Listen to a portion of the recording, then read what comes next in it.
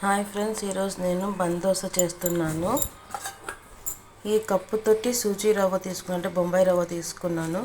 అలాగే ఇదే కప్పుతోటి పెరుగు తీసేసుకొని రెండు బాగా మిక్స్ అయ్యేలాగా ఒక ½ అవర్ నానబెట్టుకున్నాను అన్నమాట. అలాగే తాలింపు కోసం ఉల్లిపాయలు, పచ్చిమిర్చి, పోపు దినుసులు, స్టవ్ ముట్టించి కడాయి పెట్టేసేసి 1 స్పూన్ ఆయిల్ వేసుకున్నాను. ఆయిల్ హీట్ ఎక్కింది. ఇప్పుడు పోపు దినుసులు వేసుకోవాలి. ఇందులో అది కొంచెం ఫ్రై అవ్వాలా.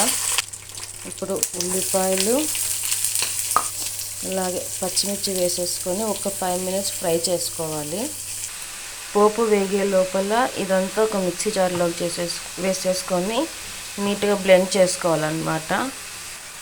ఇలాగ మెత్తగా గ్రైండ్ చేసుకున్న దాన్ని ఒక మిక్సింగ్ బౌల్లోకి ట్రాన్స్ఫర్ చేసేసుకొని కొంచెం వంట సోడా, సాల్ట్ మీ టేస్ట్కి సరిపడా వేసేసుకొని అలాగే కట్ చేసి పెట్టుకున్న కొత్తిమీర వేసేసుకొని బాగా కలుపుకోవాలి. పోపు వేగిపోయింది.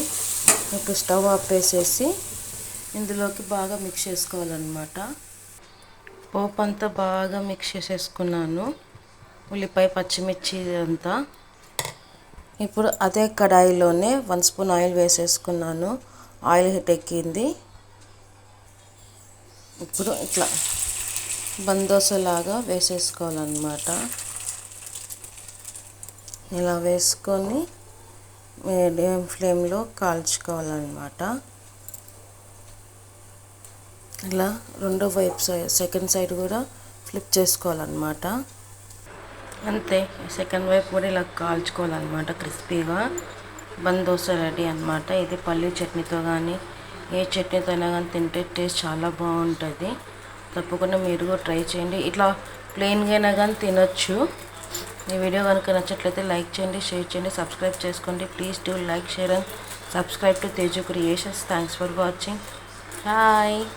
ఇది బ్రేక్ఫాస్ట్గా అయినా కానీ, ఈవినింగ్ స్నాక్ ఐటమ్ లాగా అయినా కానీ, నైట్ డిన్నర్ లాగా అయినా కానీ తినొచ్చు అనమాట. తప్పకుండా మీరు కూడా ట్రై చేయండి. Thanks for watching.